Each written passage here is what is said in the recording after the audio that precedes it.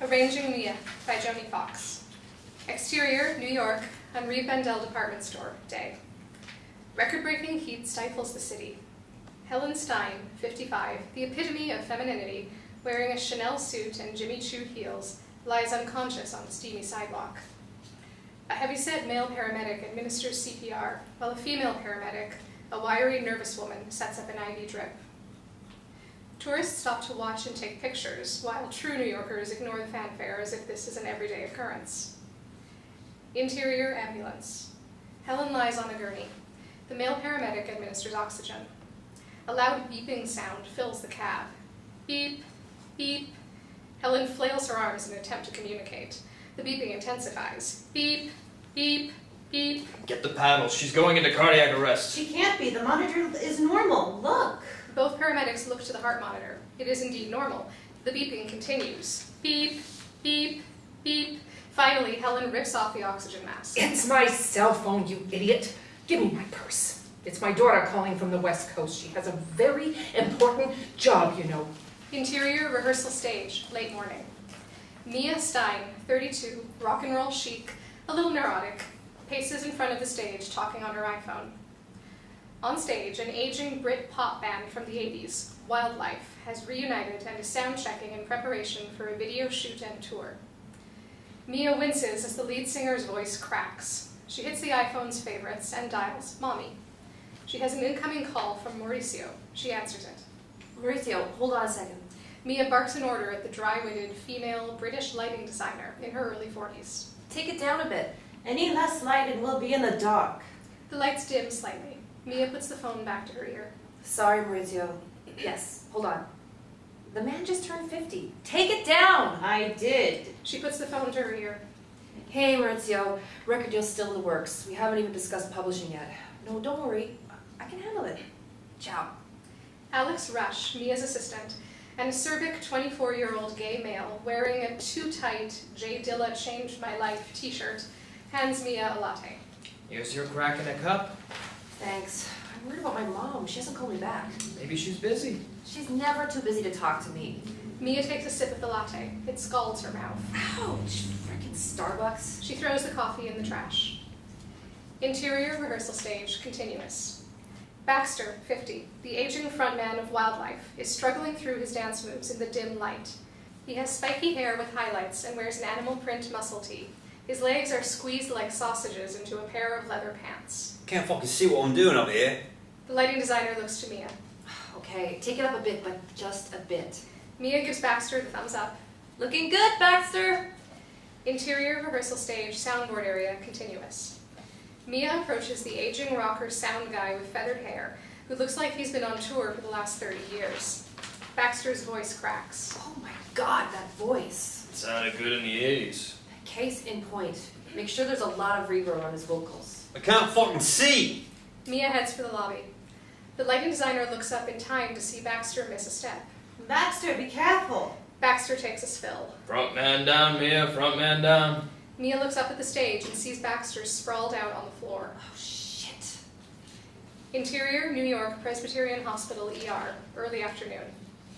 Helen lies on a gurney behind a closed curtain while an officious nurse takes her vitals. Helen hits redial on her cell phone. You can't use that in here. Helen puts the cell phone to her ear, waving the nurse away. I'm calling my daughter. She has a very important job managing famous artists.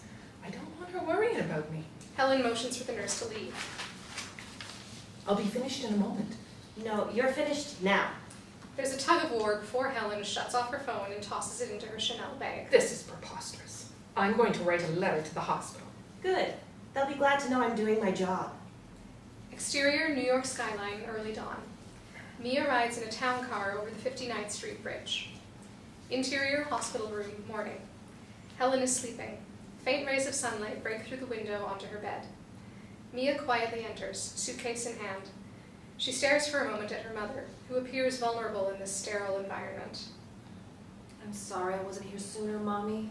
Helen opens her eyes. She studies Mia's face, searching. You went back to that horrible hair color. I told you it washes you out. You look anemic. I see you're feeling like yourself again. You didn't have to come all this way. You're so busy with work. I'm never too busy for you, Mommy. Helen strokes Mia's cheeks, then squeezes them. You put on weight? What if I have? I'm just saying, you should want to look your best if you're ever gonna meet someone. I happen to like the way I look. Of course you do, dear.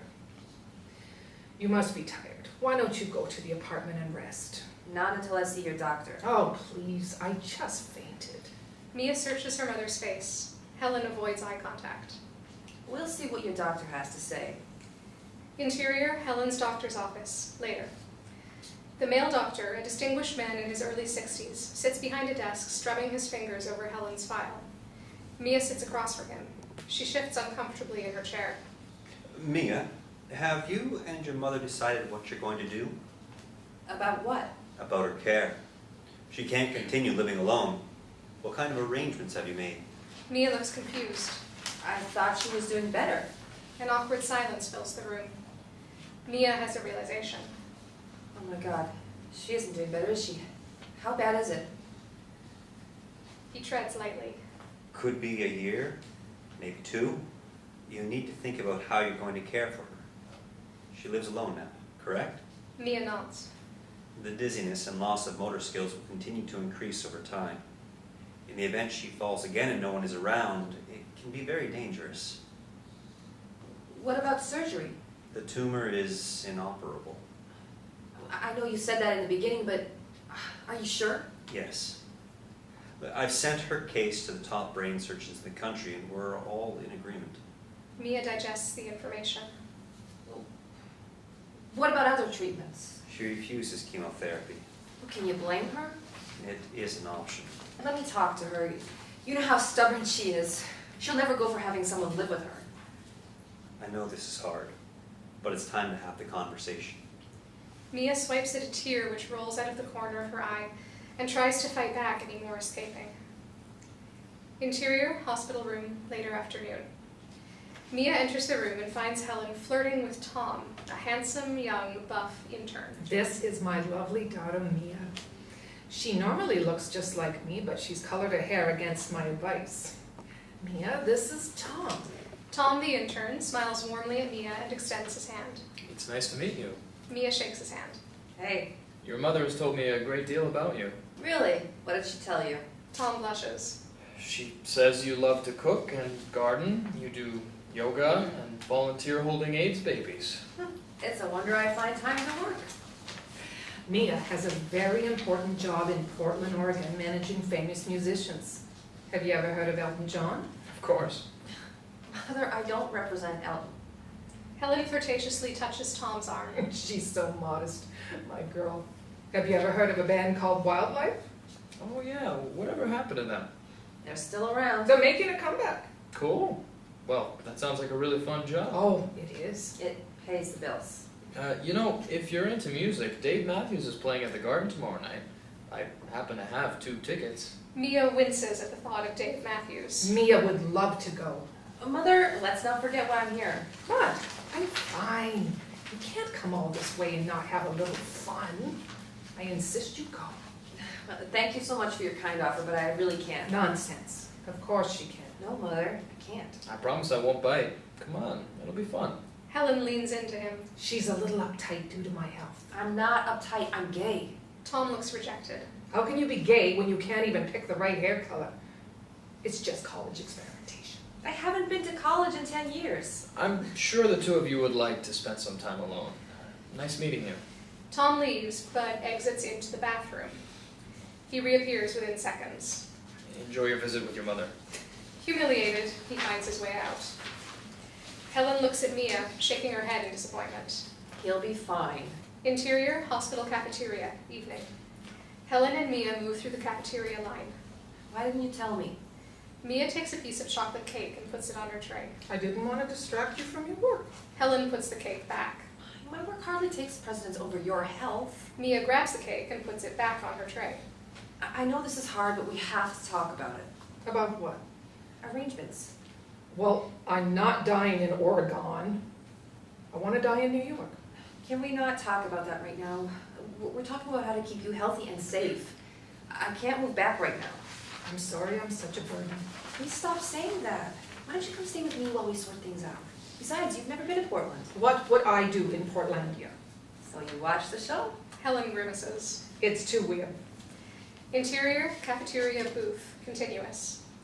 Mia picks at her chocolate cake while Helen sips her tea. Are you dating anyone? You mean a man? No, I told you, Rebecca and I broke up.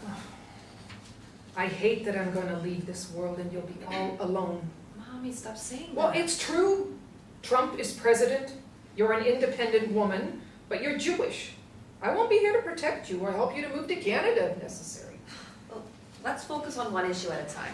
Mia pushes the chocolate cake away. I guess I'll have to quit my job and move back. I don't know what else to do. You'll do no such thing. You have a very important job. Well, then come to Portland. I think it will be good for us to spend some time together. Helen is touched. I would love nothing more than to spend time with you. I want all the time I can get. Mia takes Helen's hand in hers. They are both teary-eyed. Then it's settled. Helen doesn't say anything, but the look on her face says, okay. Interior, Helen's New York apartment, middle of the night. Mia sits in the middle of the living room floor, surrounded by photo albums. She lingers on a photo of herself with her mom and dad at Coney Island when she was a teenager. She carefully removes the photo and examines it more intently. Exterior, Portland, Oregon, Fremont Bridge, afternoon. Mia drives over the bridge. Helen is in the passenger seat. Mount Hood is in the distance. Exterior, Nob Hill, upscale neighborhood, continuous. Mia navigates the windy, narrow hills of northwest Portland, while Helen winces at every blind curve. Exterior, Mia's house, afternoon. A shiny black Prius whips into the driveway of a funky, exquisitely redone Victorian home. Mia exits the car looking overly optimistic, while Helen stays in the passenger seat, white-faced and nauseous. Get out of the car. We're here. I can't get out. Mia walks around to her mother's side and opens the car door. Who taught you how to drive? You did. I don't drive like a New York cabbie. Are you dizzy? I think you're just feeling a little overstimulated. Let's get you inside. Helen tries to compose herself, but is clearly out of sorts. I want you to feel at home. Come on. We're gonna love it here. Mia takes Helen's arm and helps her out of the car. Interior, Mia's house, living room, continuous. The house is sparsely decorated with bits and pieces of modern art and uncomfortable-looking furniture. When are you gonna decorate? Mother, don't start. My house is decorated. It's very white. Yes, it is, and I like it that way. Come on, come with me. I have a surprise for you. Helen arches an eyebrow. Mia takes her mother by the arm and leads her into the study where Alex is playing the piano. Helen, darling Helen, welcome to Portland, Helen. There's no telling, oh Miss Helen, we'll be yelling and jumping for you. Don't be blue, Portland has a little culture too. Mia applauds and sees Helen is enjoying the attention. Exterior, back patio, late afternoon. Helen and Alex are laughing it up over afternoon tea. Mia enters with a glass of water and Helen's medications. Mother, it's time for you to take your medicine. Oh, don't be silly, it can wait. Alex and I are having such a good time. Come on, Mother, it's been a long day. I think you could use some rest. She hands her mother the pills and glass of water. Okay, Nurse Ratchet. I'm just trying to help. Yes, I know, dear. Alex pours Helen more tea. Doesn't she ever relax? Relaxing stresses her out. Interior, Helen's bedroom, next morning.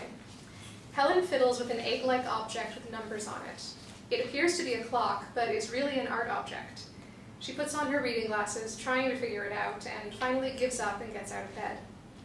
Helen stands at the window, watching the sun come up over the mountains in the distance. Interior, Mia's house. Hallway and Mia's bedroom, continuous. She ventures out into the hall and peeks into Mia's room. Mia is sleeping peacefully. Helen smiles to herself. Interior, Mia's house, kitchen, continuous. The chef's kitchen has state-of-the-art appliances. The countertops are bare except for a very fancy coffee maker and toaster. Helen opens the refrigerator. There's a plethora of to-go containers, various condiments, and a squeeze bottle of mustard alongside a lonely pickle in a jar. She finds a trash bag and starts cleaning out the fridge. Next she goes to the cupboards, which are bare except for a box of crackers and a half-empty bag of pasta. Helen checks the date and throws them in the trash. Mia enters, rubbing sleep from her eyes. What are you doing? doing? It's 5:30 in the morning. Oh, I'm still on New York time. I wanted to eat something, but I found a disaster in here. Oh, leave it alone. The cleaning lady will do that. You should try to sleep a few more hours. Do you eat? You're not one of those anorexic bulimics, are you? Let me see your knuckles. Helen grabs Mia's hand. She pulls away. Mother, stop it. Of course I eat. I order takeout because I don't have time to cook. Very high fat and sodium in takeout food. Mia sighs and goes to the freezer. She removes a bag of coffee beans. Who puts coffee beans in the freezer? It's to keep them fresh. Interior, Mia's house, kitchen table, a little later. Helen sits at the kitchen table finishing her toast and coffee. The sun is fully up now. Mia is dressed for work and unloading the dishwasher. Helen watches Mia gathering the plates.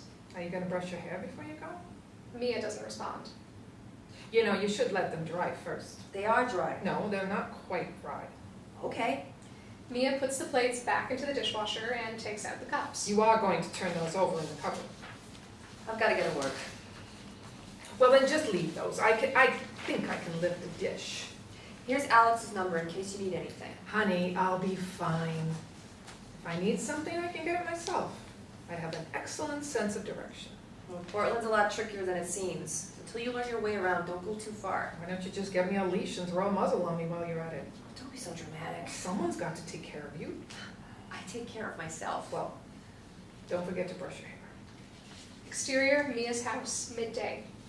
Dressed in a Chanel suit, Helen teeters out the front door in her Manolos. When she gets to the street, there are only two options. One is up and one is down. Both are steep. She decides to go down, carefully.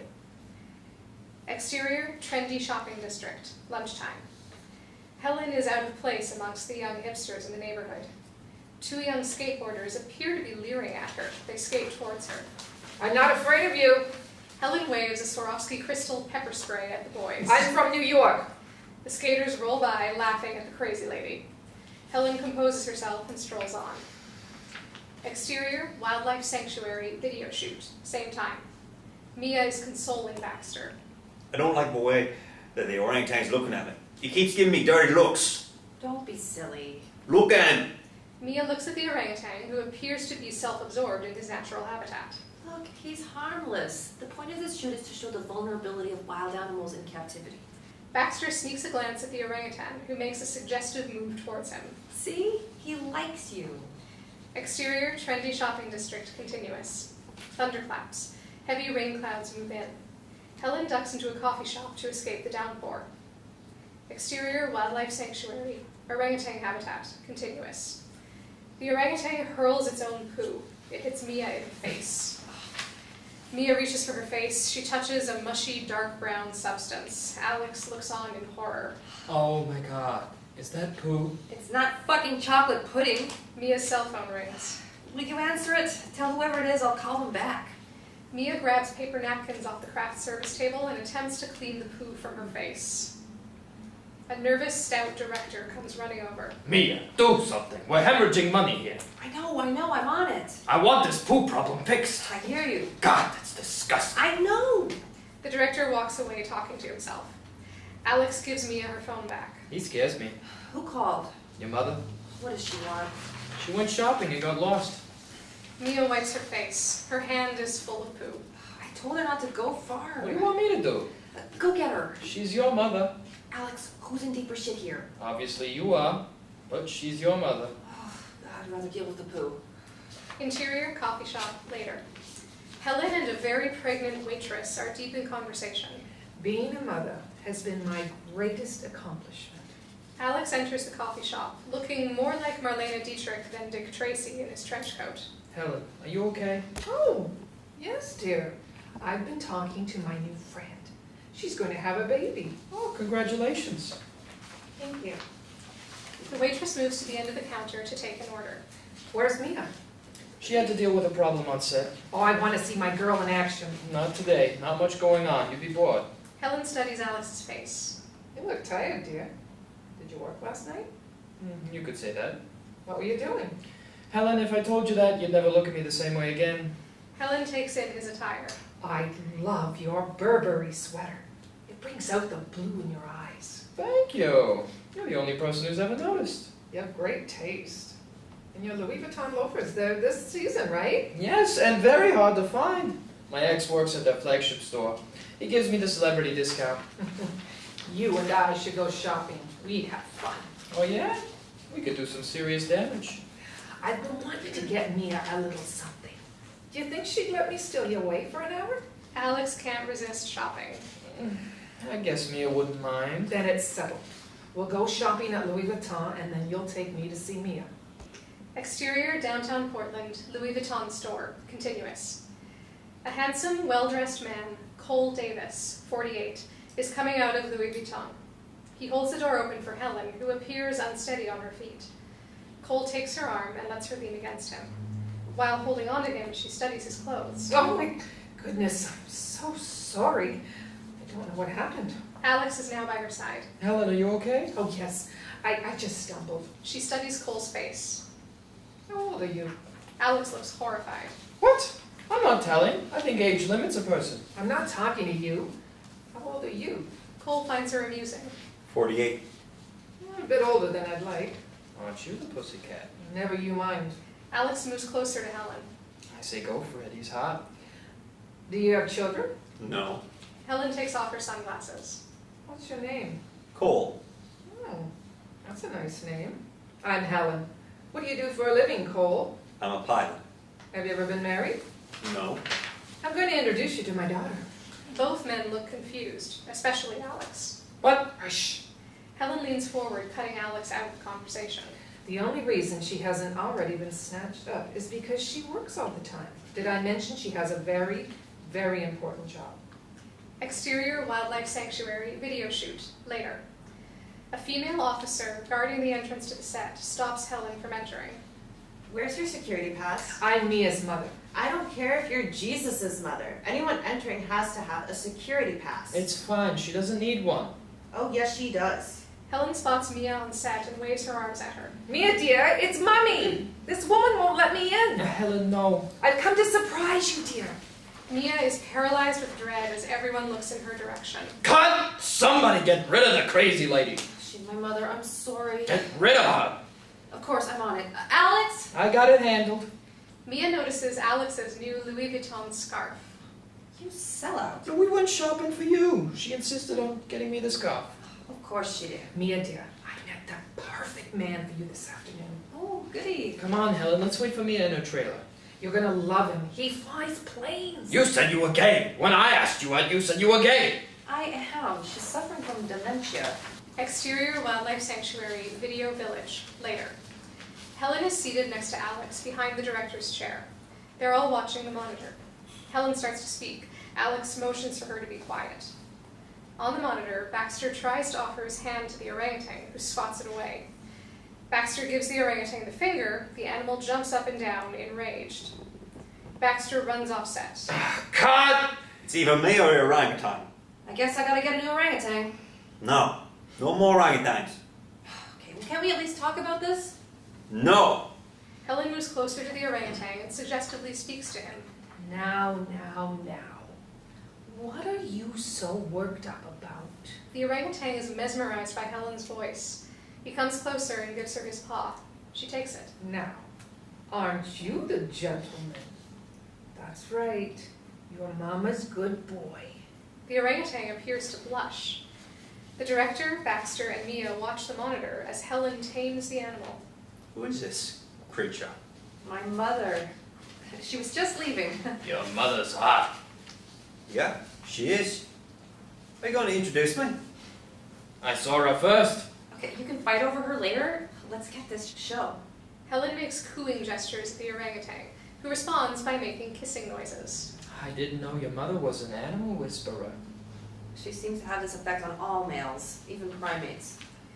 Exterior wildlife sanctuary, craft service table, continuous. Mia is perusing the assortment of candy. She settles on a Snickers bar, rips it open, and bites into it.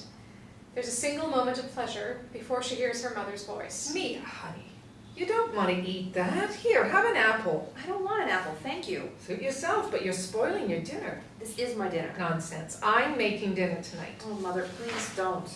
Mia takes one more bite before Helen rips the candy bar out of her hand, throwing it in the trash. I just wish you had someone in your life to take care of you. Mia defiantly opens another candy bar.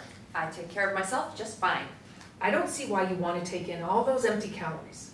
Baxter and the director, escorted by Alex, approach Helen and Mia. Hey, are you going to introduce me to your lovely mother? Mummy dearest, this is Baxter. This is my mother, Helen. The director touches Helen's arm. Helen, I'm the director, and I wanted to thank you for your help with the last shot. You were amazing with the orangutan. No, it was nothing.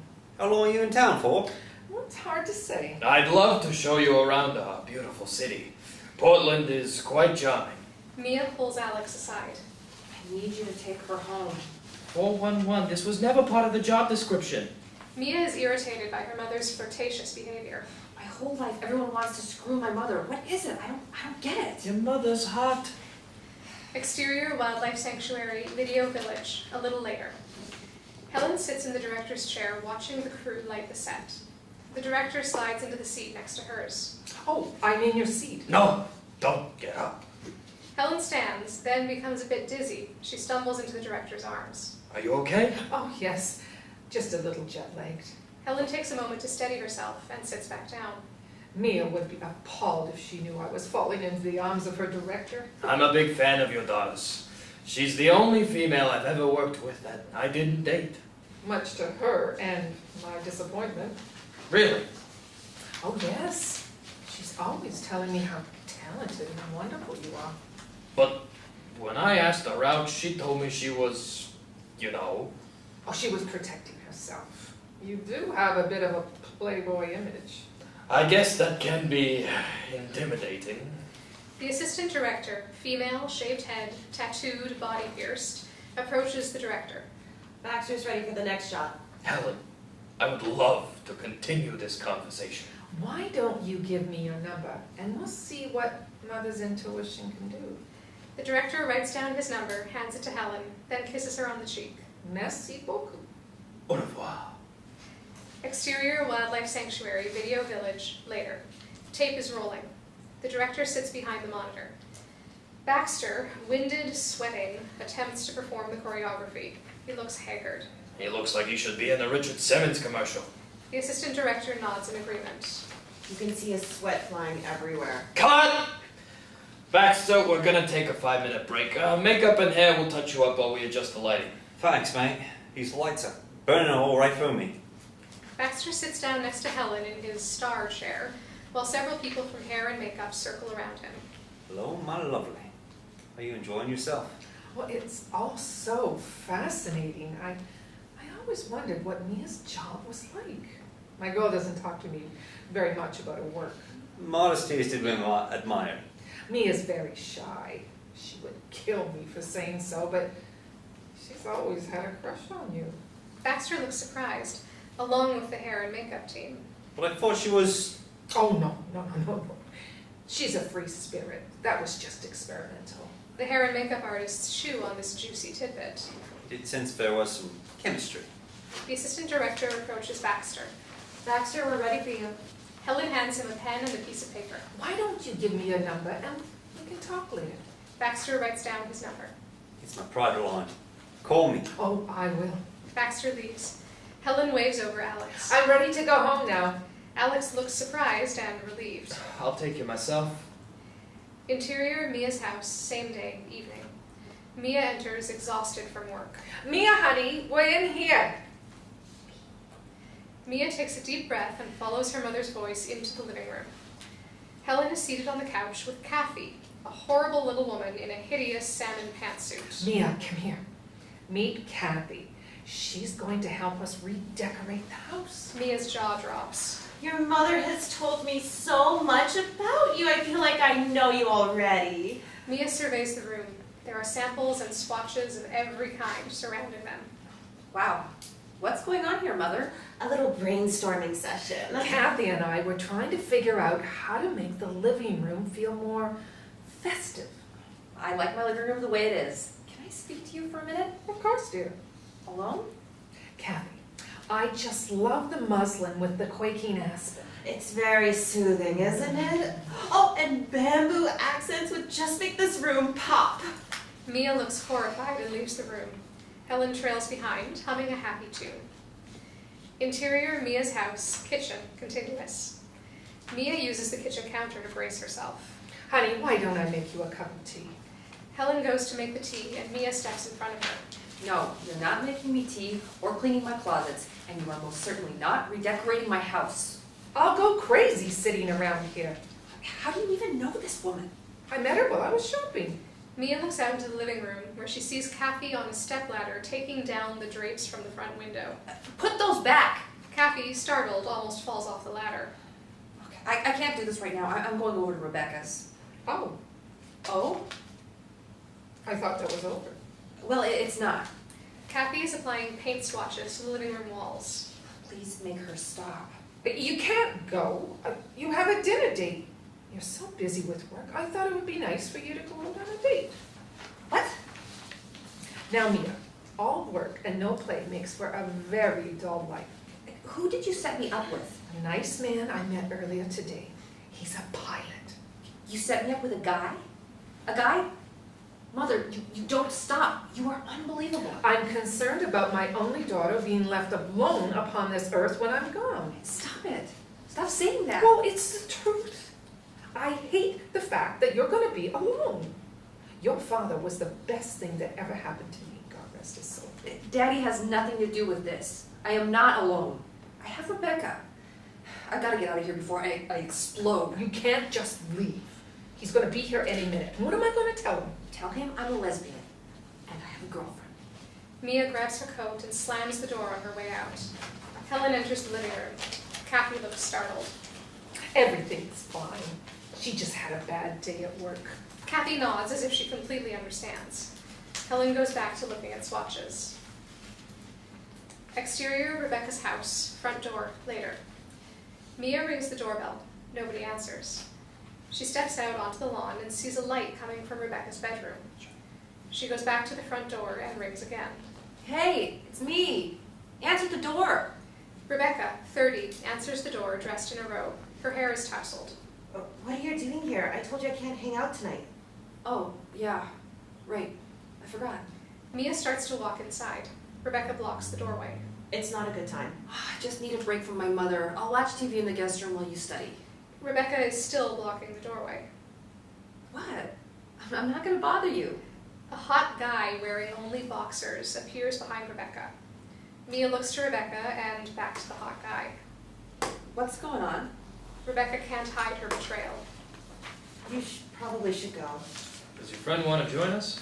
What the fuck? Fucking shut up. Interior, Mia's house, front door, same time. Cole rings the doorbell. He's holding a beautiful bouquet of fresh-cut flowers. Helen answers, looking apologetic. Oh dear, you didn't get my message. No. What message? I left you one earlier saying Mia has to work late. What a shame. Cole takes in Helen's beauty. I brought these for you. For me? Yes, for you. Thank you. They're beautiful. I'm glad you like them. They made me think of you. Helen takes a deep breath, taking in the aroma of the flowers. Forgive me and my manners. Would you like to come inside? I'd love to. Interior, Mia's house, kitchen, continuous. Helen fixes dinner. Cole opens a bottle of wine and pours 2 glasses. This is a very good year. Good Grenache is hard to find. Well, I wouldn't know, but my Mia, she has excellent taste in wine. Cole stops Helen as she passes by, takes her hand, puts the wine glass in it. To new friends. He clinks his glass with hers. Interior, Hawthorne District, trendy bar, later. Mia and Alex sit in the corner booth. Mia's eyes are red from crying. Alex feigns concern. 411, I thought we were over, Rebecca. I'm just not good at relationships. She's a straight girl. What did you expect? You sound like my mother. Alex's iPhone rings to the tune of Loverboy. He reads the text. Honey, I hate to leave you, but Daddy's got a booty call and it's a hottie. I thought you were gonna be celibate. I am, but a diva like myself needs to do a little shopping before I buy. And, you know, you always have a few returns. Interior, Mia's house, kitchen, later. Helen lavish dinner. Dinner was delicious. Thank you. I wish Mia could have joined us. Helen clears the table. Now, let me help you. While Cole clears the rest of the dishes from the table, Helen loads the dishwasher. Why don't you let me show you around the city tomorrow? Oh, no, I couldn't impose. It's not an imposition. I enjoy your company. Helen, unsteady on her feet, drops a dish and it breaks. Are you okay? Yes, I'm fine. Cole picks up the broken pieces and throws them in the trash. Helen steadies herself against the countertop. Cole takes Helen's hands one at a time, examining them to make sure there are no cuts. I know a great Italian restaurant on the river. I'll make a reservation for 2. Helen pulls her hand away. Make it for 3. Cole looks a bit dejected. Sure. Interior, Mia's house, kitchen, next day, early morning. Helen has a chipper attitude. Mia is exhausted from the previous evening. Honey, I've made your favorite, chocolate chip pancakes. Mia goes straight for the coffee. I don't think I can eat anything. Nonsense. Breakfast is the most important meal of the day. I'm not really a breakfast person. Helen stops flipping the pancakes and stares at Mia, who looks ill. Are you sick? You don't look well. No, I'm not sick, just tired. Mia gathers her things. I have a meeting this morning. After that, I'll be back to take you to your doctor's appointment. What doctor's appointment? I made an appointment with a new oncologist. Remember? If you did, you didn't tell me. Oh, okay, I'm telling you now. Well, I can't go. Helen defiantly flips the pancakes. Why not? I have a lunch date. I'm sure she'll understand you having to reschedule. That would be rude. Mother, you need to keep this appointment. Why? I'm gonna die anyway. Stop saying that. Why don't you and I go to lunch afterwards? Can I invite my friend? Sure. Mia looks for her keys. This doesn't mean I'm gonna let you redecorate my house. What am I gonna do with all these pancakes? Mia gives Helen a swift kiss goodbye. Enjoy. Don't forget to brush your hair. Mia is out the door, letting it slam behind her. Exterior, Oregon Health Sciences University Hospital. Parking lot, late morning. Helen and Mia exit the car and walk towards the OHSU Cancer Center. The Portland Ariel tram floats behind them, carrying commuters from the Southwest Waterfront District to the OHSU University campus. Interior, the OHSU Cancer Center. Dr. Harrison's office, continuous. Helen and Mia sit alone in the office. Helen studies the various diplomas and photographs on the walls. Dr. Harrison is supposed to be the best. We'll see. Mother, please, try to be open-minded. What do you mean? I'm open-minded. Trust me, you're not. Dr. Samantha Harrison, 42, naturally beautiful, enters carrying Helen's chart. I'm Dr. Harrison. Nice to meet you. You're the oncologist? You're so young. Mother, Dr. Harrison laughs. Her energy is warm and comforting. I'll take that as a compliment. She sits down at her desk and looks at Helen's chart. You just moved here from New York? yes, she did. She isn't sure about this being home yet. I think it's still a bit of an adjustment, but she seems to be settling in. I'm perfectly capable of speaking for myself. She thinks it rains all the time, and she can't find a Jewish deli, let alone a real bagel. I see you stopped your chemotherapy. May I ask why? You and I both know. This tumor is 99% fatal regardless of treatment. There are other kinds of therapies you haven't tried. I don't care to prolong my death with more misery. Besides, I don't look good without eyebrows, and balding isn't my style. I despise wigs. No thank you. That's not for me. I understand your feelings.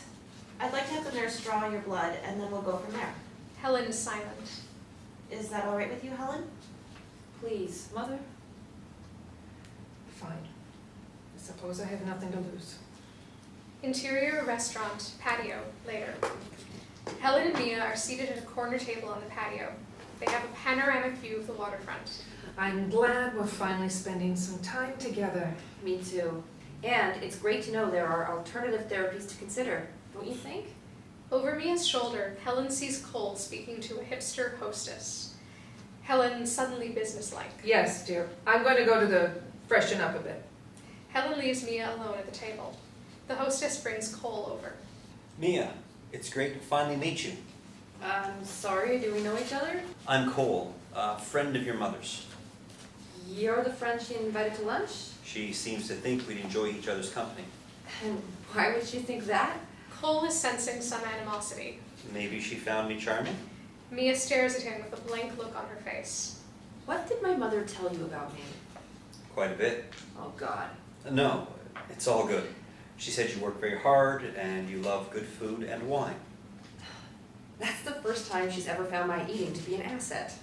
You don't take vacations because you're always working, which gives you little time to meet anyone. Well, she left out one very important part.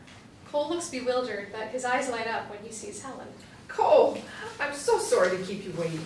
He stands and pulls Helen's chair out for her to sit down. You look beautiful. You were so sweet. I see you and Mia have met. Yes, we have. Mia gets up from the table. Excuse me. Where are you going? Mia doesn't answer as she exits the patio. Interior restaurant bar continuous. Mia sits alone. A beefy bartender checks her out. What can I get you? A double dirty martini with extra olives. How dirty? Dirty. Mia reaches into her coat pocket and takes out a prescription of Xanax. She pops 2 tablets. Exterior restaurant patio continuous. Helen studies the menu while Cole studies her. Do you eat pasta? Of course. Who doesn't eat pasta? A lot of people are gluten-free these days. Not me. We should get the bolognese as an appetizer. Perfect. Helen pretends she's studying the menu, but darts her eyes about looking for Mia. I enjoyed our dinner last night. You're quite the chef. Oh, that was nothing. Mia loves to cook. I'm sure the two of you are going to find you have lots in common. I don't know. I may not be her type. What do you mean? Of course you're her type. Trust me. I got the sense she was a bit disappointed when she saw me. Nonsense. Oh, she's just shy. Give her some time. You'll see how much you'll come to love her. Interior restaurant bar continuous. Mia has 3 empty martini glasses in front of her. The bartender pours her a glass of water. How about some food? Would you like to see a menu? Mia holds up an olive. When you eat food, when you have alcohol, give me another. Exterior restaurant patio continuous. Cole and Helen are eating their first course. Mia must have gotten a call from work. They never leave her alone. She works so hard, my girl. Mia stumbles to the table with help from the bartender. Where have you been? Mother, meet my new boyfriend. He's hot, isn't he? Mia plants a gross, sloppy, wet kiss on the bartender, who now looks horrified. Have you been drinking? Mia whispers in her ear, but everyone can hear. I thought you'd be happy. He's a guy. Mia tries to lay another kiss on the bartender, who escapes by helping her into her seat. I'll have another, dirty boy. No, she will not. That bartender has a big snake in his pants. I felt it. Helen shivers with disgust. Cole tries not to laugh. You're embarrassing yourself. You mean I'm embarrassing you. But isn't this what you wanted? For men to love me the way they love you? I have no idea what you're talking about. What has gotten into you? Men love you and want to fuck you, and you can't stand the fact that your daughter is a lesbian. Mia, that's enough. Cole, I'm so sorry. I don't even know what to say. Why is it you pick men for me that you're attracted to? Mia, I will not allow you to talk to me like this. Cole, you want to sleep with my mother, don't you? Cole awkwardly looks from one woman to the other. Your mother is very attractive. See? Mia struggles to get out of her seat and stumbles to the ground. The Xanax bottle falls out of her pocket. Oh my God. Cole helps Mia up and hands Helen the prescription bottle. Mia, are you on drugs? Take me home. I think that's a good idea. Helen motions for the waiter to come over. She's had a bad reaction to some medication. We'll take the check, please. Interior Mia's house, bathroom, later. Helen holds Mia's head while she vomits. There. You're okay. Honey, are you on drugs? Interior hallway, same time. Cole stands outside the door listening to the horrific sounds coming from within. Do you need anything? Can you get a bottle of sparkling water from the fridge? Interior bathroom, same time. Mia rests her head on the edge of the bowl. With the back of her hand, she wipes the drool from around her mouth. I'm not on drugs. Rebecca and I broke up. I took a couple of Xanax to calm my nerves and drank on an empty stomach. Why would would you do that? Do you always drink during the day? Are you upset about my health? Mother, when are you gonna accept me for who I am? I'm never gonna be you. I do accept you. I'm so proud of you. I just want what's best for you. If you really want what's best for me, then stop trying to fix me up with men. There's a knock on the bathroom door. I've got the water. Come in. Cole enters, hands Helen the water. He wets a washcloth and places it on the back of Mia's neck. That feels good. Out of all the men she's tried to fix me up with, I like you the best. I'm sorry for my rudeness. No worries. I had a feeling I wasn't your type. Cole winks at Mia. I need to lie down. That's probably a good idea. I'll get your pajamas. I'm mean, I can make it to the bedroom. Mia hoists herself up, wipes her face with the washcloth, and takes the bottle of water from her mother. This is truly embarrassing. No need to be embarrassed. You had a bad reaction to the medication. It happens. There she goes again. My mother coined alternative facts way before this administration. I'm just saying you are tired and feeling vulnerable, so the alcohol didn't agree with you. Alcohol on an empty stomach is no good. Gonna get you something to eat. You're kind, and I'm fine. I just need to sleep it off. Thank you. Mia heads for her bedroom. I'll be downstairs if you need anything. Interior, Mia's house, kitchen, later. Cole sits at the table while Helen makes them tea. Did Mia just come out? Or have you always had an issue with her being a lesbian? I'm not opposed to anyone being gay. I just don't wish it for my daughter. Seems she's trying to tell you this is who she is. No, she's always chosen to go against my wishes. She's choosing this lifestyle to avoid the loss of her father. I don't understand. Mia adored her father. He died when she was in college, and ever since then, she's been acting out. I don't think she's acting out. She's a successful woman who seems to know herself pretty well. She's a workaholic. All she does is work. Maybe she enjoys it. Aren't you glad she's independent and confident in her abilities? Of course. Then why would it be so horrible for her to be with a woman? The tea kettle boils. Helen pours the hot water into 2 mugs. Do you have children? No. Then you couldn't possibly understand. My daughter is the most important thing in the world to me. If she suffers, I suffer. And leading a gay lifestyle is very difficult. She could be beat up or raped for it. I don't want her to be alone in this world. And without a husband or children, she will be alone when I'm gone. It doesn't look like you're going anywhere just yet. Helen, covering, takes a sip of tea. If I were to die tomorrow, she would be alone, and I don't think she could handle it. How do you think she feels knowing you disapprove of who she is? Nonsense. I couldn't be prouder of my daughter. Except for the fact that she's a lesbian. I have gay friends. I love gay people. They love me. I just want what's best for my daughter. Helen gets up to get more hot water. Honestly, I'm surprised you didn't walk out of that restaurant. I don't scare easily. And I'm going to let you make it up to me. Yes, please, whatever I can do. Have dinner with me. Just the 2 of us. Oh, I don't. I won't take no for an answer. Where would we go? It's a surprise. Helen's look says she's not comfortable with surprises. Trust me. You'll have fun. Interior, Mia's bedroom, night. The TV and lights are on, but Mia is fast asleep. Helen turns everything off, lies down on the bed next to Mia, and watches her sleep. Interior, Mia's house, kitchen, next morning. Helen is upbeat as she makes a shake in the blender. Good morning, dear. I went online and found this fabulous recipe for hangovers. Here, drink this. Mia smells the orange concoction in the glass. Ugh, what is this? Orange juice with a few things added in. It smells like rotten eggs. No, they're not rotten, just raw. Mia looks like she's going to be ill. I'll just have some tea. I think Cole and I drank the last of it. I'll get some more today. How about a glass of juice? I can't believe he's still talking to you after what you did. Helen pours Mia a glass of juice. I'm not the one who got drunk and fell down in the middle of a restaurant. Well, let's not forget why I got drunk in the first place. Mia pushes the juice aside. That's neither here nor there. He's my friend. He didn't seem to be upset in the least. That's because he wants you. Please. I'm old enough to be his mother. Well, maybe his stepmother, but not his mother. You're not that much older than he is. Stop it. We're just friends. Friends with benefits could be fun. What do you mean? He's your friend, and the benefit is you get to have sex with him. Oh, enough. When's the last time you had sex? Helen ignores Mia and pretends to wipe down the countertops. You haven't had sex since Daddy died? No wonder you're so uptight. You need to get laid. Mia, what has gotten into you? Mother, you are an attractive woman.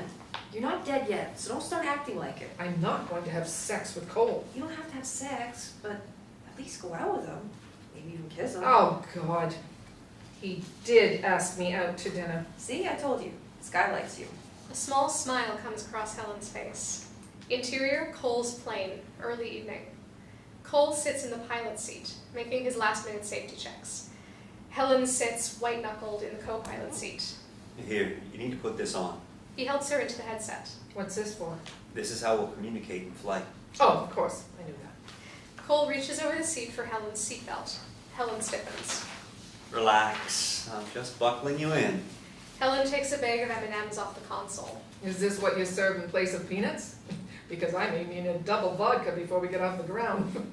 Interior, Cole's plane, in flight, continuous. Cole is enjoying the view. Helen has her eyes closed. You can open your eyes now.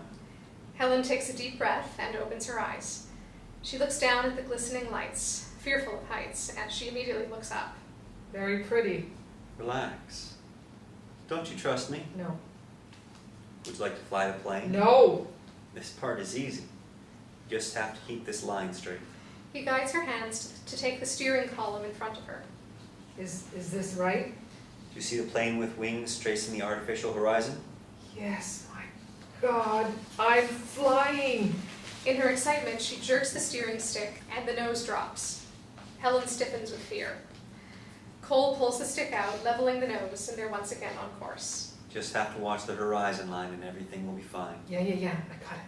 She motions for him to let her take control. He nods and gently guides her hand with his. Give me those M&Ms. I can't right now. I'm flying. He reaches into her pocket, removing the last few. Looks like there's a few left. Helen ignores him and focuses on flying. Cole puts 2 on the dashboard, one in front of Helen and one in front of himself. I'm going to take over. His eyes sparkle with mischief. Life's too short not to live a little. He immediately stalls the plane, which causes the plane to drop significantly. Helen screams and an M&M flies into her mouth. Interior, Mia's house, living room, evening.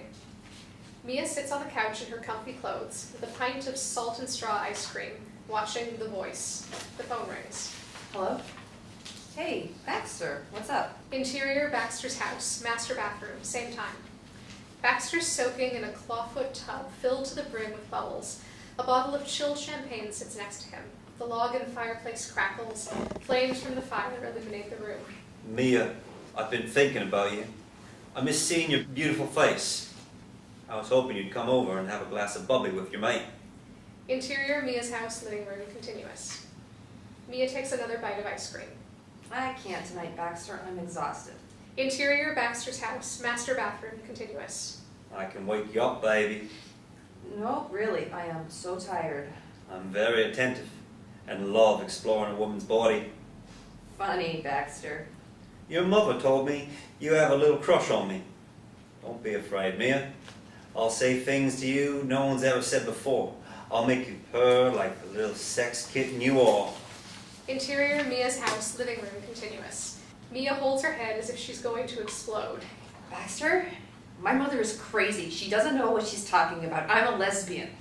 Interior, Baxter's house, master bathroom, continuous. Baxter takes a drag off a cigar. You might change your mind once you've had the Baxter. Interior, Mia's house, living room, continuous. Baxter, my mother has a brain tumor. She doesn't know what she's saying. Good night, Baxter. Mia hangs up the phone and screams. Interior, jazz club, dance floor, later. Helen and Cole are on the dance floor. Helen's vision blurs slightly. You okay? Yes. Just a bit wobbly, probably a bit dehydrated. Let's sit down. Cole steers her through the crowd towards their table. Helen spots the restroom signs. I'm going to the ladies' room. You okay? Yes, I'm fine. Will you order me a sparkling water? Sure. Cole watches Helen disappear into the restroom. Interior, Mia's house, home office, same time. Mia is on her computer. An instant message pops up. It's the director from the video shoot.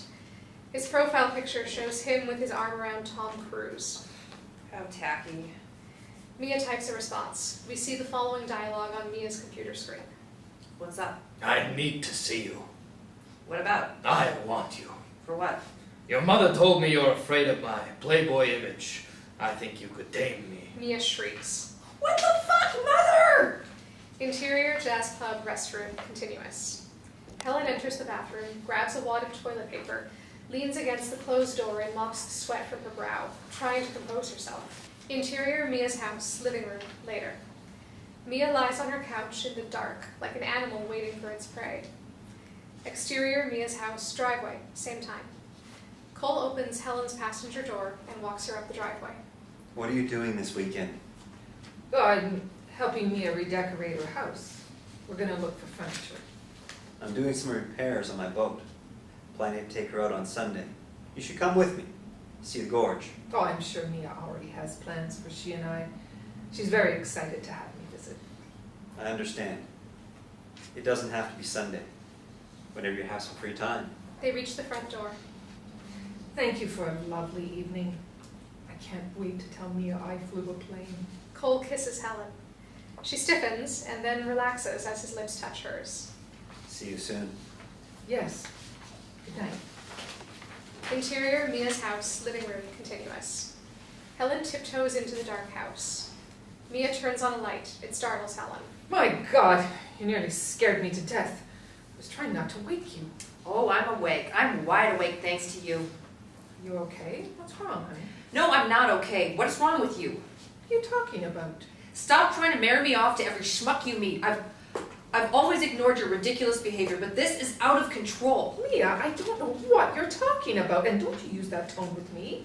Are you drunk again? Not every woman is like you and needs a man to take care of her. I see. Is that what you think of me? Mia doesn't respond. Helen goes to her room, shutting the door behind her. Mia stands alone, left with her regret. Interior, Mia's house, kitchen, next morning. Mia sits at the kitchen table, drinking coffee and reading her iPad. She looks at the clock. It's a few minutes after 9. Helen gingerly enters the kitchen. Can I get you some coffee? I'll get it myself, thank you. I'm sorry, I didn't mean it. Yes, you did. You've obviously felt this way for some time. I didn't mean to hurt you. I get no pleasure out of hurting you. I love you and wish you could love and accept me for who I am. I do love you. More than anything else in this world. More than your father. And I just want what's best for you. You will be alone when I'm gone. Is that what you really want? I have a brain tumor, for God's sake. I won't be here forever. This isn't about your brain tumor. It's about your need to control my life. That's ridiculous. I've never been able to control you. Oh, please promise me you will stop fixing me up with men. It's not gonna happen. I always imagined myself with grandchildren. Mia hugs her mother. When she lets go, Helen is still holding on. I love you, Mom. Let's try to make the best of things and not argue. The stress isn't good for either of us. If you really want to be with a woman, how come you've never introduced me to any of your girlfriends? I guess I was worried you would scare them off. I thought Rebecca was the one, but I was wrong. I wish I had a love like you and Daddy shared. I can't help but worry for you. The world is in a precarious place. Russia is putting gays in prison camps. My grandmother died in a concentration camp. I can't help but worry. I understand your fear, but this is who I am. It's always been puzzling to me because you and Daddy had such a diverse group of friends, but when I came out, it was like I put a knife in your heart. That's not true. Yes, it is. I can't be what I'm not. You know I'm proud of you. I know. So I have to get to work. Let's continue the conversation. It feels good to talk about it. Mia gathers her things and puts on her coat. We also need to talk about the treatment Dr. Harrison suggested. I already told you I'm not interested. Can we please talk about it? Helen leaves the room, ending the conversation. Interior, film editing suite, later. Mia and Alex are watching a very unflattering shot of Baxter's belly. Alex feigns disgust while Mia seems to not even notice. Ugh, not pretty. What? Are you okay? I want my mom to try this new drug, and you know her, she's not having it. Why not? It's not FDA approved. Like that means anything these days. How would you get it? UCLA is doing a trial study, and they want her to be part of it. That's great. Another shot from the side. Baxter's belly looks even larger from this angle. Yikes. I'm gonna tell her she doesn't have a choice, and she's doing it whether she likes it or not. Your mother's the alpha dog here, remember? Well, maybe I'll alpha dog her. Good luck with that. Interior, Mia's bedroom, later. Helen is tidying up Mia's room. She folds the clothes strewn about and makes the bed. On the nightstand is Mia's journal, with a pen lying inside the spine to mark her last entry. A bit winded, Helen sits on the edge of the bed to regain her energy, and spies Mia's journal lying on the nightstand. She curiously opens to where the pen is placed, then changes her mind and puts it back. She stares at the journal for some time. Eventually, she opens it up and begins reading. I feel horrible for what I said last night to my mother. She's one of my greatest supporters, and the truth is she's right. When she's gone, I'm gonna be lost. Helen's eyes well with tears. It hurts so much that she doesn't see me for who I am. I know she loves me, but she also wants to change me, and I can't change who I am to make her happy before she dies. Helen uses her hand to wipe away the tear, but they come so fast she can't stop them. It's crazy how well she knows me, but at times it's like she doesn't know me at all. I'm not broken or need to be fixed. I wanted to give her grandchildren and had hoped that would be the case with Rebecca. I can't begin to explain the pain I felt when I saw Rebecca with that man. It drove a knife into my heart. I can't compete with another man. Maybe down deep I don't believe I deserve a loving, committed relationship. Maybe the reason I picked the wrong women is because I know my mother will never accept my sexuality. I had hoped her staying with me would help us to work through this issue so we could both be at peace when the time comes, but it's only made the pain worse. I'm afraid we will never find closure on this subject, making the potential loss even more painful. Helen is overcome with grief. Interior, Mia's office, later. Mia sits at her desk behind her laptop. She searches online for alternative cancer therapies. An email from Dr. Samantha Harrison pops up. The subject line reads, UCLA. Mia reads the body of the message. She looks hopeful. Interior, Mia's house, home office, later. Helen dabs her eyes with a Kleenex while sitting at the computer. She types in the search bar, lesbian dating sites. The first site to pop up is pinkcupid.com. Helen watches the video introduction, then clicks Join Free Now. Interior, Mia's house, dining room, evening. Mia sits alone at the dinner table. Her plate is empty. She glances at Helen's, which looks fairly touched. Helen enters carrying a cheesecake. I made your favorite dessert. The last time you did that, my fish died. Helen cuts Mia a generous slice, and a very small one for herself. Mia takes a bite. Oh my God, this is so good. I have another surprise for you. Okay. I was online, and I think this person is perfect for you. A lawyer who loves to travel, is very attractive, and physically fit. Mia pushes the cheesecake aside. Is that what this is about? Now you're bribing me with cheesecake? No, no, no, I am not meeting any of your fantasy males. Helen smugly hands her the profile. Mia reluctantly reads it. It's a woman? Are you okay? I mean, you barely touched your food. I'm so sorry, Mia. Now that I know how you feel, I want to make it up to you. I'm so glad our conversation this morning was helpful. I want to be able to talk about these things. I do too. This is unbelievable. Wow, I'm speechless. Well, what made you change your mind? Helen shifts in her chair uncomfortably. Well, you spoke from your heart. Thank you, but what specifically changed your mind? I think you can do better than Rebecca. You didn't even know her. I don't think she was good enough for you. Maybe we weren't right for each other, but why are you talking as if you knew Rebecca? You never even met her. You are too good to be cheated on. Mia is taken aback by Helen's words. How do you know that? Alex doesn't even know that. Helen realizes her slip and cuts another slice of cheesecake. Mia stops her. I'm good. How do you know that? Helen is caught and she knows it. Mia, darling, I did something I'm not proud of. I read your diary. What? I was making your bed, and it was there, and before I knew it, I was reading. I knew it was wrong, but I couldn't stop myself. Is there nothing sacred with you? It's good. I realize how much suffering I have caused you, and I want to make it up to you. I want you to be happy and have the kind of love you've dreamed about. I'm an old, foolish woman, and today I realized it. That's why I went on Pink Cupid. I want you to be happy. You read my diary? Only the part about Rebecca, and good riddance, you deserve better. This just keeps getting worse. No, honey, this is good. I realize how much my behavior has hurt you, and I want to do better. I'm so embarrassed. You read my diary. Who does that? I know. I'm terrible. But I'm glad I did it. I needed to know these things. I don't know what to say. So you'll forgive me and you'll go out on a date with the lawyer. This is surreal. She reads the profile one more time, takes a sip of wine, and stares out the window. I can't believe you actually want to set me up with a woman. You're serious? Yes. I want you to be happy.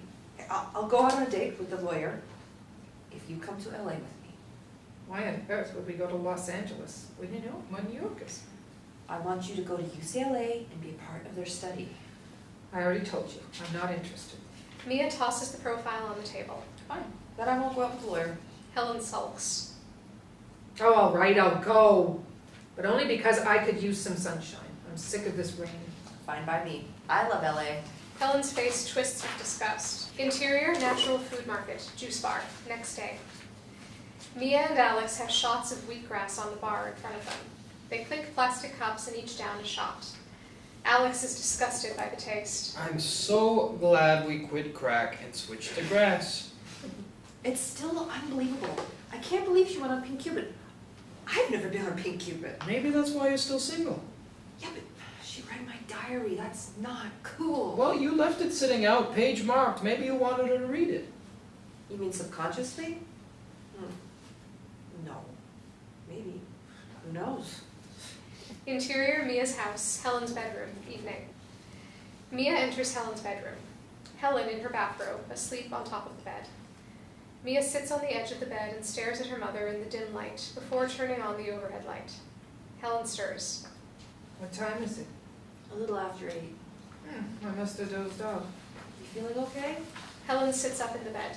Yeah. Yes. Just needed a little nap. I have to get up early tomorrow. Cole's taking me fishing. Mia is surprised. You kidding me, really? Why is that so hard to believe? The only fishing you've ever done is for locks at Zabar's.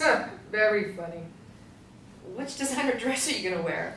Helen takes off her robe and gets under the covers. Be a good girl and turn off the light. I guess we'll be having fish for dinner tomorrow night? Are you gonna invite him over? Good night, Mia. Mia turns off the light, then turns it back on. If you need some condoms, Alex can get you some. Mia, go to bed. Mia turns off the light. Helen tosses and turns in the dark, eventually lying on her back, anxiously staring up at the ceiling. Exterior, Columbia River Gorge. River, early morning. Cole casts the last fishing pole, while Helen enjoys the scenery. So beautiful. Yes, she is. There's a tug on Helen's pole. Oh my God. Cole moves to her side. Don't panic. You'll scare them off. It's a fish. Oh my God. What do? Relax. Breathe. Helen takes short, deep breaths. That's making me dizzy. You're going to scare it with all this ruckus. The fish jumps out of the water. Helen screams. From behind, Cole reaches under her arms and helps her take a firmer hold of the fishing pole. You're losing him. You need to focus. He slowly reels in the fish. I want to do it. The pole bows and the fish dives. Help me! Cole takes over and reels in the fish. Helen sits down, exhausted. You okay? Wow. Fishing is a lot harder than I thought it would be. It's quite demanding. You got your fish. We can go if you like. No. I want to do it again. A big smile spreads across Cole's face. Well, all right then. Interior, Mia's office, day. Mia FaceTimes with Mauricio, a record executive. Alex sits on the edge of his seat across from her desk, listening attentively. Congrats, Mia. Wildlife is selling out in the U.S. and Europe. Alex silently does the happy dance. That's fantastic. Oh, we've had a great team working on this. I look forward to sharing the good news with everyone. Let's keep this momentum going. Will do. Mia ends the call and absorbs the information. Then she does the happy dance with Alex. I'm giving you a raise. Alex drops to his knees. Thank you, God, I'm going from nada to Prada. Exterior, Columbia Gorge, Riverbank, afternoon. Cole cooks the fish over a sizzling fire. Helen sits nearby against a log under a blanket. He slides in next to her and puts his arm around her shoulder. You're shivering. Come close to the fire. Oh, I caught a chill. Cole feels her forehead. You're burning up. We should get you home. What about the fish? Oh, we've got plenty more. I'm so sorry. Nothing to be sorry about. Interior, Mia's house. Helen's bedroom, night. Helen lies in bed, thermometer under her tongue, with several layers of blankets on top of her. Mia removes the thermometer and reads it. I'm calling Dr. Harrison. It's the middle of the night. She's a doctor. I'm sure she's used to it. Interior, Dr. Harrison's houseboat. Bedroom, continuous. The smartphone next to the bed rings several times. Dr. Harrison's arm reaches out from under the covers, searching for the phone. She answers it. This is Dr. Harrison. I'm sorry to bother you. It's Mia Stein. My mother's running 104 fever and refuses to go to the hospital. When did it start? This evening. Any other symptoms? Loss of vision or motor skills? No. Okay, tell her she goes by car or ambulance. Up to her. Interior, Mia's house. Helen's bedroom, continuous. Mia stands over Helen, who is lying in the bed. Car or ambulance. It's up to you. Helen groans. This is ridiculous. Fine. I'll call 911. Mia starts to dial. Do not do that. Helen struggles to sit up. Mia helps her out of the bed. Interior, hospital waiting area, later. Dr. Harrison makes the journey from Helen's room to the ER waiting area, where Mia is drinking a lousy cup of coffee. Some say that coffee was brewed in the Dark Ages. Ugh, it's pretty awful. Dr. Harrison takes a seat next to Mia. Is she gonna be okay? We'll have to see how she responds to the antibiotics. But she's gonna be okay, right? We're going to do an MRI. Hopefully the infection isn't related to the tumor. You mean it could have grown? We'll know more once we do the MRI. Mia's eyes well with tears. She's resting now. Maybe you should go home and get some sleep. We won't know anything for at least a few hours. I want to be here when she wakes up. Do you have anyone you can call? A friend or a family member? You shouldn't be here alone. No, I'm fine, really. Thank you. How about another cup of awful coffee? I could use one. Mia looks grateful. Sure. Thank you. Interior, hospital cafeteria, corner table, later. Mia sits at a table looking out over the city that is just waking up. On the tray in front of her sits a plethora of half-eaten desserts. Mia wipes the tears from her eyes with a napkin. She's talking to Alex on her iPhone. I don't know what to do. I'm getting dressed. Be there soon. She takes a bite of cake to camouflage her crying. Okay, thank you. Interior, hospital room, morning. Helen opens her eyes and sees Mia sitting next to her bed. Relief washes over Mia's face. Helen looks confused. Where am I? The hospital. You have an infection. Did Cole bring me here? No, I did. Does he know I'm here? No. Good. Helen lays her head back down on the pillow and closes her eyes. Exterior of Cole's house, deck, same day. Cole paces the deck of his architectural home overlooking the Columbia River. Helen, it's Cole. I want to see how you're feeling. Do you need anything? You're probably resting. I'll try you again later. Exterior, Cole's plane, tarmac, later. Cole throws down his bags and exits the plane. He takes out his phone and dials. Hi, Helen. I hope you're feeling better. I left you several messages. Just give me a call and let me know how you're doing. Interior, Cole's house, living room, night. Cole dials a number. It goes to voicemail. He hangs up, walks around the room, and decides to call again. Hi, Mia. It's Cole. I'm sorry to bother you, but I'm worried about Helen. She wasn't feeling well during our fishing trip, and I just want to make sure she's okay. Can you give me a call when you get this? 503-428-6788. Interior, hospital room, several days later. Helen is dressed in a velour tracksuit. She looks at herself in the mirror with disapproval. A perky candy striper with a wheelchair enters Helen's room. Mia is right behind her. Good morning, Miss Helen. I hear you're going home today. Have a seat and we'll get you on out of here. Mom, you look great. Oh, please. You know how I loathe velour.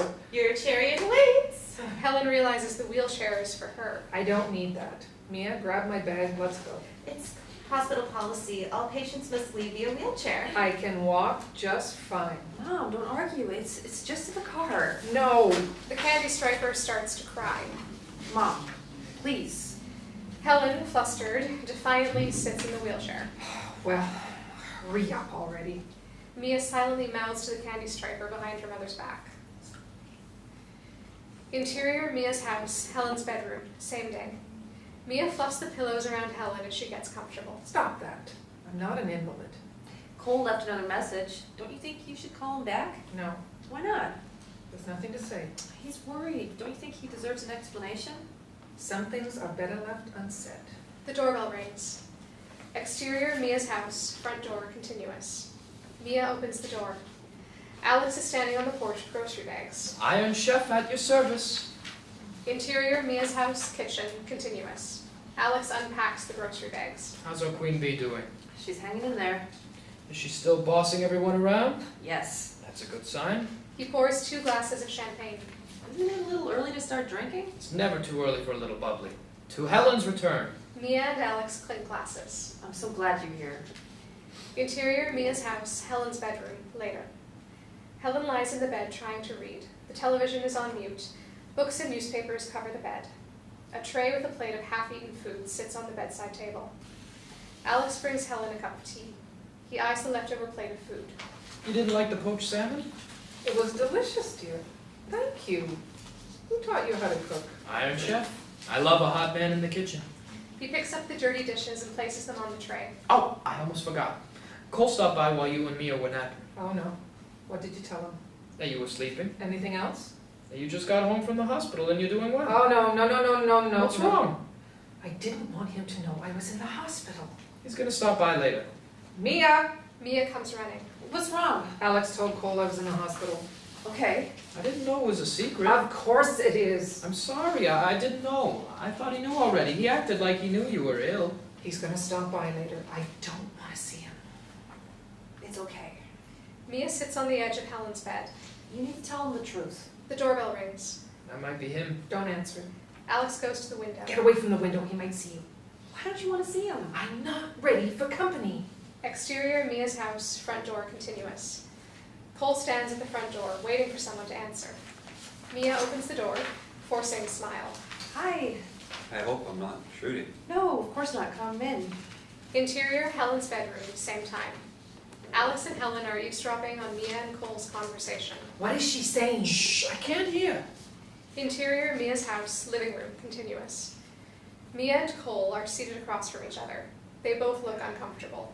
I just wanted to make sure Helen is okay.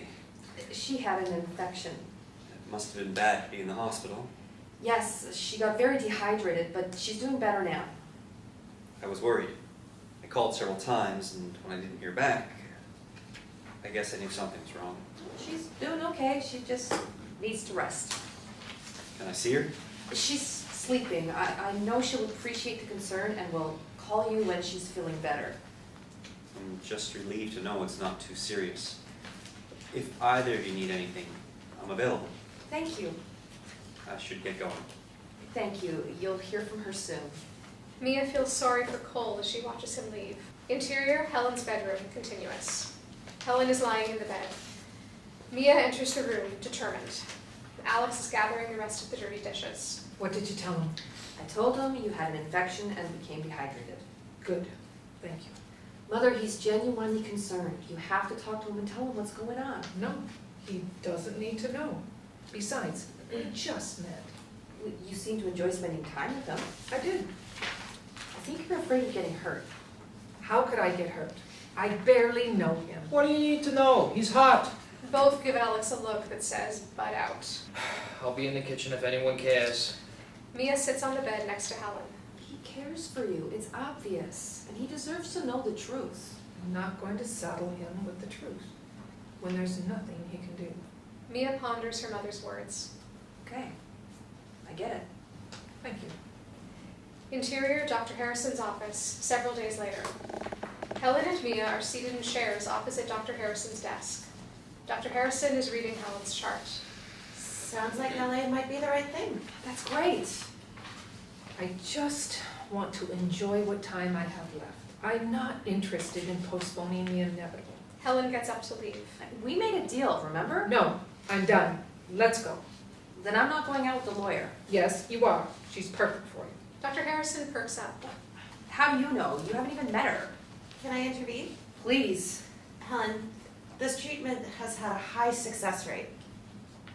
Like, what if it can help? Please, just say you'll try. Fine. You're gonna do what you want anyway. Helen storms out of the office. I don't understand why she's being so stubborn. Maybe she doesn't want to have false hope. Unfortunately, there are no guarantees. Give her some space. So, what do I do next? You need to fill out paperwork, which I can help you with. We could meet this evening, unless you have plans. Mia is surprised by the offer. No, no plans. That's really nice of you. I know you must have patients who are much sweeter. I admire your mother. It must be great to have her support. Sometimes, most of the time. Let's meet at my house so we don't trigger her fears any further. Is 7 okay? Sure. She writes her address on a prescription pad, tears it off, and hands it to Mia. Okay, see you then. Mia self-consciously exits, looking back one last time. See you tonight. Exterior houseboat community, Columbia River, evening. Mia walks along the docks, admiring the uniqueness of houseboats and the beautiful setting surrounding the community. Exterior Dr. Harrison's houseboat, front door continuous. Mia arrives and rings the bell. Dr. Harrison answers, looking chic and casual in her designer jeans and tank top, which doesn't go unnoticed by Mia. Come in. Interior Dr. Harrison's houseboat, kitchen continuous. Mia is admiring the view while Dr. Harrison stirs a couple of pots on the stove. This is such a beautiful place. I love how peaceful it is. Me too. Are you hungry? Starving. Good. Interior Mia's house, kitchen, same time. Helen is making tea. The doorbell rings. Helen goes to see who it is. Front door, continuous. Cole is standing at the door looking back at her through the window. Helen takes a deep breath and opens the door. The kettle immediately starts whistling from the kitchen. Come in. You're just in time for tea. Exterior Dr. Harrison's houseboat, deck, later. Mia and Dr. Harrison have finished their meal and are enjoying a glass of wine on the deck. I assume you're not in a relationship since your mother is trying to fix you up with lawyers? She's unbelievable. For the longest time, she couldn't accept my sexuality. What changed her mind? She read my diary. Ouch. Yeah, but it did make her realize I am who I am, and I'm not changing. My mom was okay when I came out. It was my grandmother who couldn't take it. Really? I had no idea. Yeah? Does that surprise you? You're my mother's doctor. I guess I didn't think about it one way or another. Dr. Harrison fills their glasses with more wine. Interior Mia's house, kitchen, same time. Helen and Cole sit at the kitchen table drinking tea. The mood is somber. I don't know what to say. Why didn't you tell me when we were on the river? We barely know each other. What was I supposed to say? By the way, I have a brain tumor. Cole stares at his teacup. More tea? No, I'm just thinking. I'm sorry. It was selfish of me to drag you into this. I like you. I like spending time with you. You don't owe me anything. And I'm sorry I put you in this position. Can we be friends?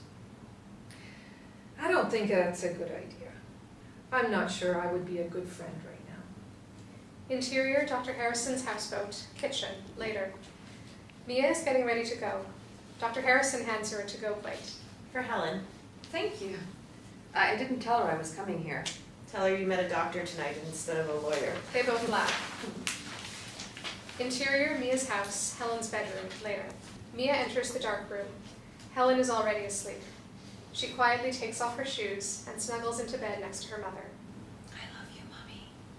Mia closes her eyes and drifts off to sleep. Interior Mia's house, kitchen, next morning. Helen is sitting at the kitchen table in her bathrobe with disheveled hair. Mia enters dressed for work. Are you feeling okay? Yes, I'm. When I got home last night, you were already asleep.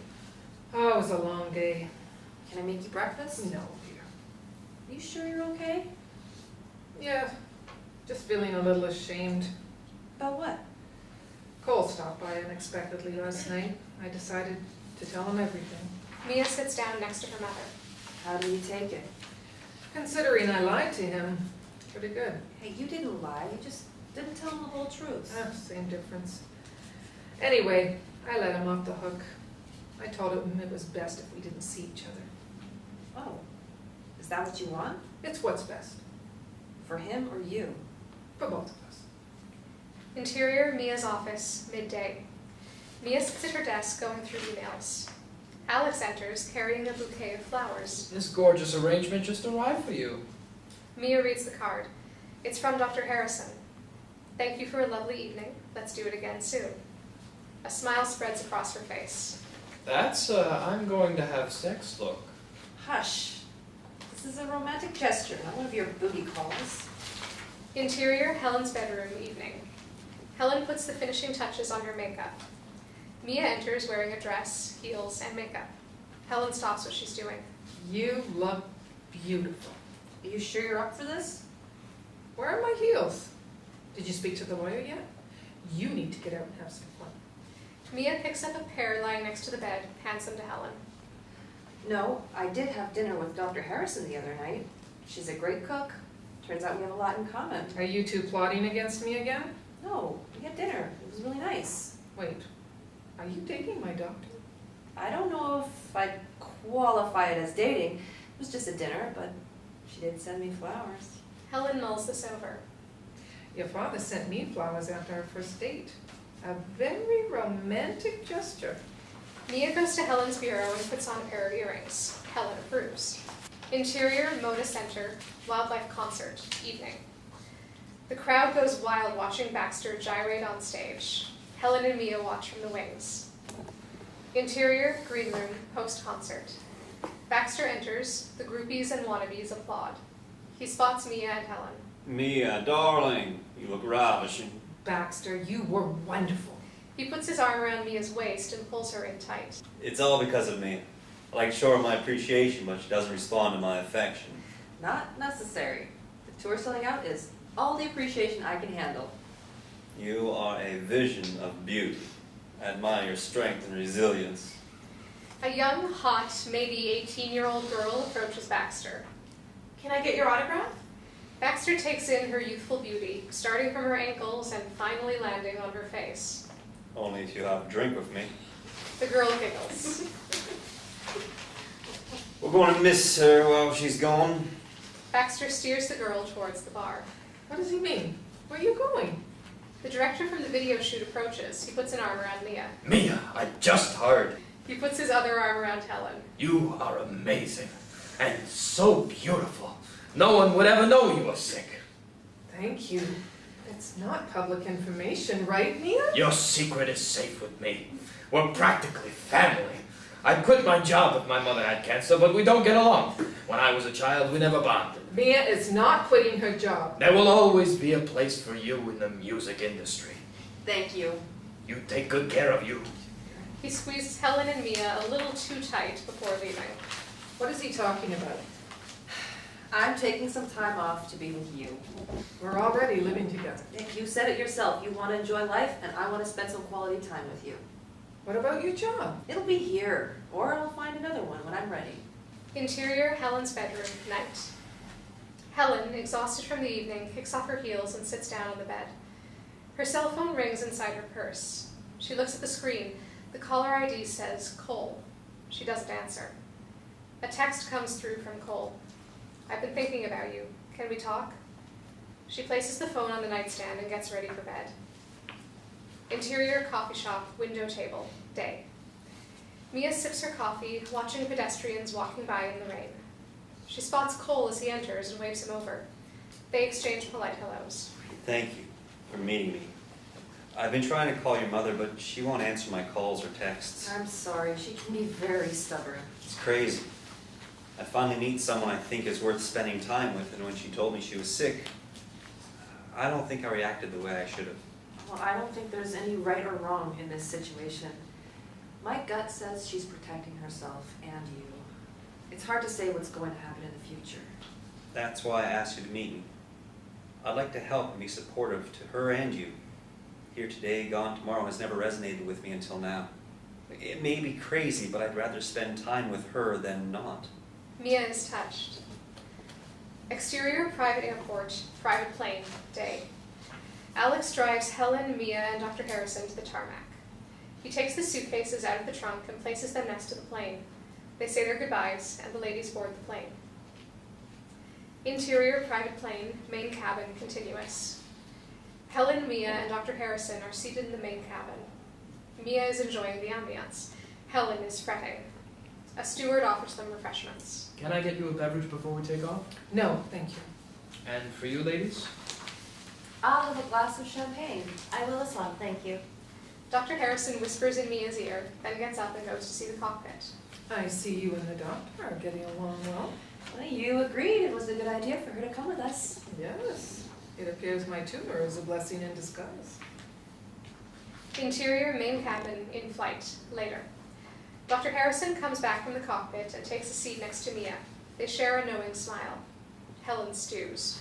Mia, how much money did you spend on this? I mean, really, for a 3-hour flight to Los Angeles, this is a little over the top. Why can't you just enjoy it? How can I enjoy it when you're unemployed spending money you don't have? Helen, this is my friend's plane. He has a transportation company, and sometimes he flies some of our patients when they need treatment elsewhere. He's a very generous and kind man, right, Mother? Very generous. Can I meet him and say thank you? What's his name? Mia, unsure, looks to Dr. Harrison. Dr. Harrison stumbles on her words. Wings. His nickname is Wings. We probably shouldn't bother him during the flight. Exterior private plane, tarmac, later. The women descend the plane. Cole appears at the top of the stairs and descends the plane. Mia touches her mother's arm and gestures for her to look back as Cole approaches them. Oh no. What have you done? Now it's my turn to play matchmaker. Cole hands Helen a bouquet of flowers. What are you doing here? I flew you here. I'm sorry. Did my daughter put you up to this? I volunteered.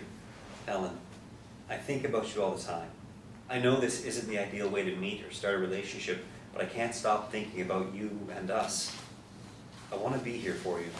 You don't know what you're saying. No one in their right mind would want to put themselves in this position. You call me crazy. I'm not going away. It's okay. Everything is going to be okay. What if it's not? Then we'll deal with it together. Interior UCLA, post-op. Helen is hooked up to machines and tubes of various sorts. Her head is wrapped in bandages and she appears to be unconscious. Cole sleeps sitting up in the chair next to her bed. Mia sits on the opposite side of her mother, watching her breath travel in and out. Dr. Harrison enters the room carrying a coffee tray with 3 cups of coffee. Helen stirs but doesn't awaken. Dr. Harrison sits down next to Mia. She takes Mia's hand and places a cup of coffee inside it and wraps her hands around Mia's. Helen's eyes are slightly open. She silently witnesses the tender moment between her daughter and Dr. Harrison. A smile of approval can be traced on Helen's face as she watches her daughter for the first time in love. Mia realizes her mother is awake and reaches out to her. Mommy. Helen's eyes convey love and approval. Interior hospital room, day. A woman's eyes peer into a makeup mirror. She gently draws in eyebrows where none existed before. She turns the mirror over, and we see Helen. Her face is thinner, yet still beautiful, and she is now wearing a wig. Helen puts on the finishing touches to her lipstick. Cole enters with a nurse pushing a wheelchair. Helen greets Cole with a cheery smile. You're late. Only by 5 minutes. Helen plops herself down in the wheelchair. Let's go. I see somebody's anxious to get home. Cole grabs Helen's overnight bag while the nurse pushes Helen to the elevator. Interior, Mia's house, Helen's bedroom, later. Helen, propped up by many pillows, sits in the center of the bed. She is weak but joyful as she visits with Mia, Dr. Harrison, and Cole. Have you and Mia talked about children? Mother, we just started dating. When I was a teenager, she used to make me promise I wouldn't make her a grandmother. Please. I wasn't that vain. Just use the threat as an additional form of birth control. I love kids. So, chop chop, girls. You are relentless. Samantha reaches for Mia's hand. Cole watches Helen savoring the moment. He kisses her forehead and draws her close to him. It's bittersweet. Helen breathes in the love and exhales contentment and peace. Mia is happy, and that's all she ever wanted. Fade out.